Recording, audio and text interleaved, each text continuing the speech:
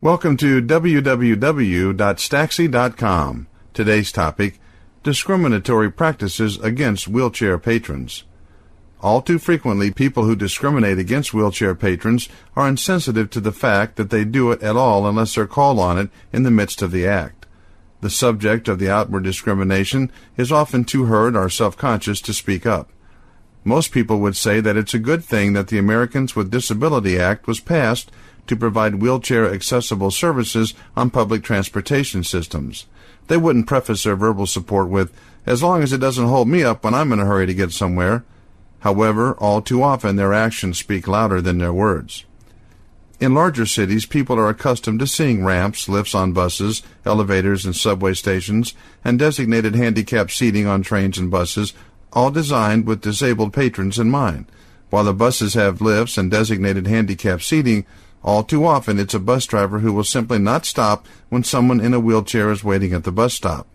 It's done in the dead of winter when the ground is frozen solid, in the heat of summer when sunburn only takes a minute to set in, and in windy, rainy weather as well. Too many people can't stand to inconvenience themselves. Generally speaking, a bus driver's job is single-minded when it comes to people who can walk. They simply walk onto the bus, drop their fare into the box, and take a seat. The bus does not have to park or power down. It just keeps on rolling. The bus driver's job becomes more complicated with respect to the wheelchair patrons. First, the bus driver must completely park the bus, thereby shutting down all service in order to personally transport the wheelchair patron onto the bus. Then the driver must lower the lift so that the wheelchair patron, if the person is agile enough to do so, can position him or herself onto the lift.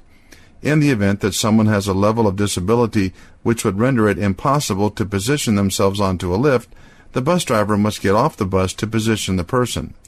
The driver, having successfully lifted this passenger onto the bus, personally escorts the passenger to the designated handicap seating area where the passenger is then physically clamped into position. All the while, the handicapped person has been forced to the center of everyone's attention and must go through the whole procedure again when it's time to get off the bus. As the bus driver shuts down all other service to give undivided attention to the task at hand, a slew of impatient, tired, and overworked passengers are getting more annoyed about being held up a few minutes longer. The handicapped passenger may well feel humiliated by being the center of attention. Do the other passengers imagine that this grunting and groaning makes the person in the wheelchair feel good about themselves? Is it possible that their own disapproving outward expression is all the support a bus driver, who may well be running late already, needs to simply not stop when someone in a wheelchair can be seen waiting for the bus in the distance?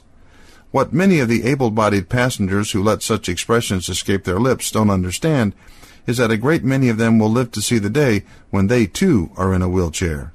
By then they will experience firsthand what pain their grunts and teeth sucking had caused to someone who had no control over the situation, only it will be too late to express apologies. The lesson here is this: all of us must learn to be patient, to learn that a few minutes of our time are not worth as much as another person's feelings, and to recognize that people in wheelchairs deserve every ounce of the respect given to anyone else. For further information, please contact Staxi on USA, Canada, toll-free phone 1-877-677-8294. Email info@staxi.com. UK, Europe, free phone +44 0800 04 70968.